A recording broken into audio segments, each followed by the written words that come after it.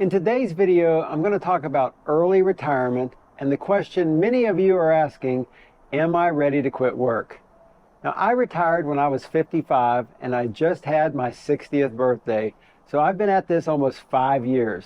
Over that time, I've reflected on my early retirement, learned a few lessons, made some huge life changes, and watched many of my friends go through the same process.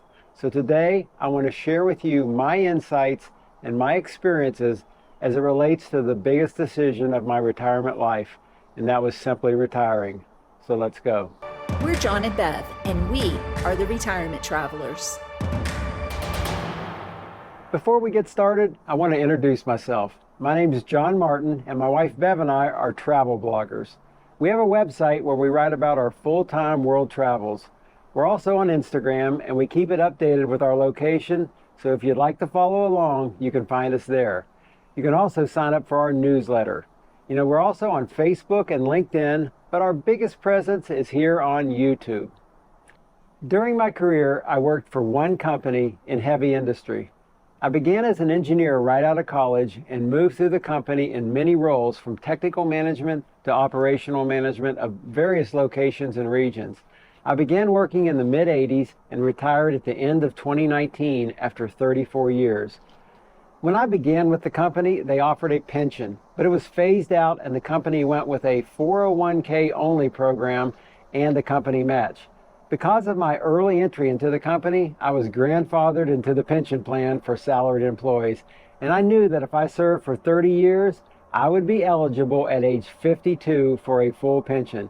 So I decided on day one that probably age 55 would be my target retirement age.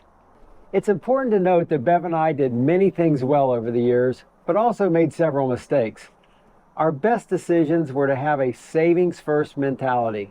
And we always funded our 401k so we could get the company match, and we paid off our mortgage early. We lived with no debt, and we sent our kids to public schools, state universities, and this helped them graduate without debt. We always bought used cars, we paid for low-key weddings for our kids, and we carried no credit card debt. We also didn't buy our kids cars when they were young. All of these things were important to our dream and eventually our success of early retirement. We made two notable mistakes, and this is looking back with 2020 vision. First, we bought houses that were too big for our needs, and we had way too much stuff. And we even fell for the "a boat sure would be fun" trap. All of this contributed to us spending money on things we didn't need. A bigger house meant more stuff, but also more time spent on upkeep. The second biggie was not developing a relationship with a financial advisor earlier. We had people who helped us from time to time, but we didn't have a good person who was willing to guide us. It felt at the time that financial advisors simply wanted to sell us products, charge us more, and the ones we encountered didn't take the time to figure out our long-term goals and help us see the best path for long-term success. It wasn't until near retirement that we got serious about finding the right firm. Even that wasn't smooth sailing. We tried several different options before we found our advisors, Julia and Eric of URS Advisory. Even though we had saved and we did many things well, we didn't know whether we could, retire when the time came. We didn't know if the prep work we did was enough, and we were unsure of our readiness. It turns out that we really were ready, but what we didn't know at the time and what we've learned through the last 5 years is there's so much more to a good, comprehensive retirement plan than we knew. For us, it's not just a couple of funds that we can manage ourselves. It's really a complex network of accounts that need to be, massaged on a regular basis to get the best returns. And this requires an advisor that can also optimize taxes, Social Security, and consider our estate planning and long-term care needs as well. Now we know what a good firm can do, and we feel fortunate to not only have a good plan, but a firm that is willing to educate us, adjust when needed, and they're always diligent. But most importantly for us, they keep us informed about our investments. We meet pretty often, even while we're out traveling the world, and we don't feel like just a number. We do pay for their service, but they're worth every penny to us and then some. I'll leave a link in the video description below, and you can contact them if you're looking for someone to help you. Julia also has a YouTube channel called Retire with Julia, where she talks about their philosophy around investing, so check her out.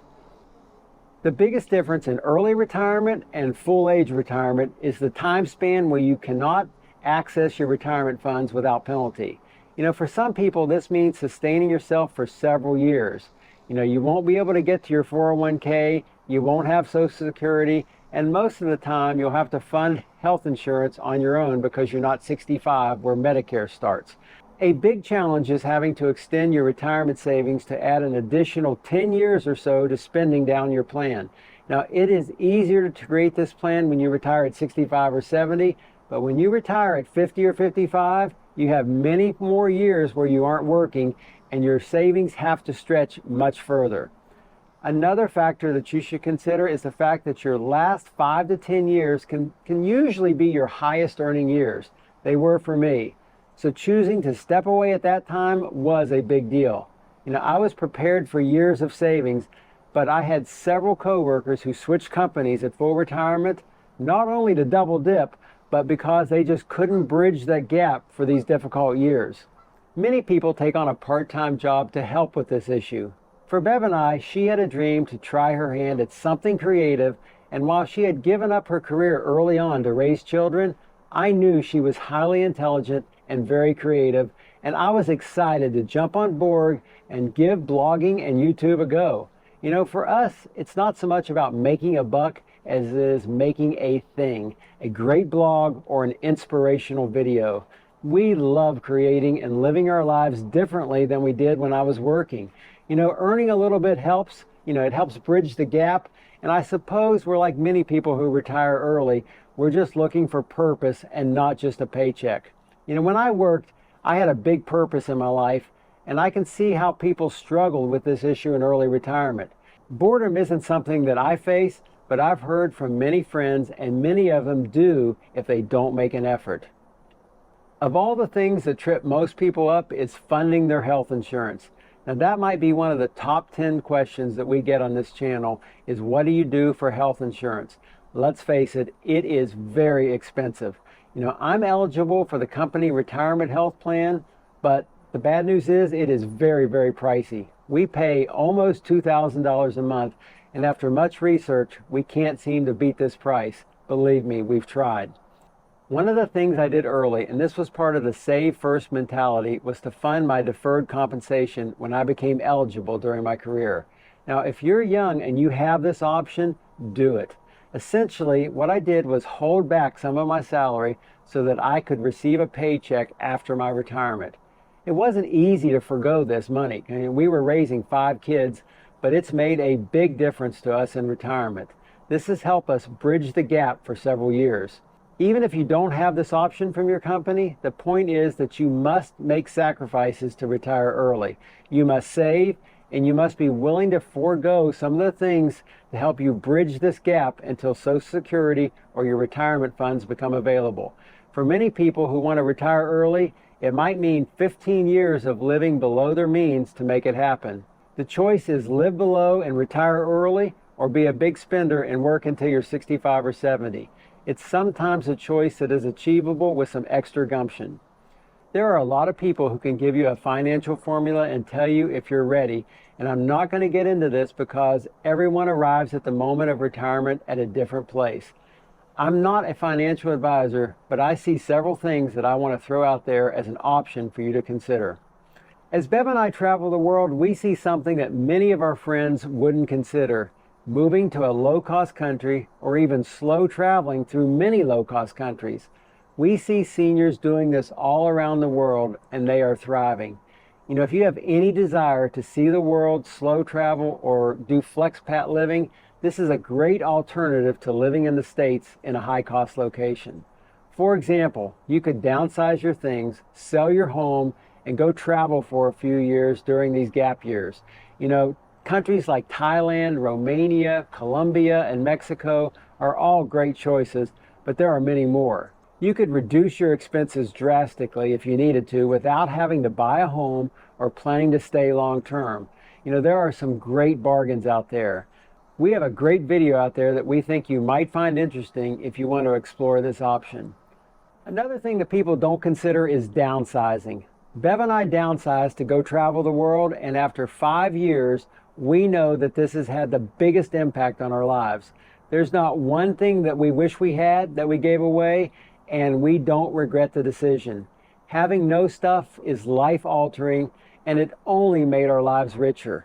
You know, most of us will eventually downsize our stuff at some point. You know, we can do it, or our children will have to do it. We also have a great video on this topic, so watch that one too.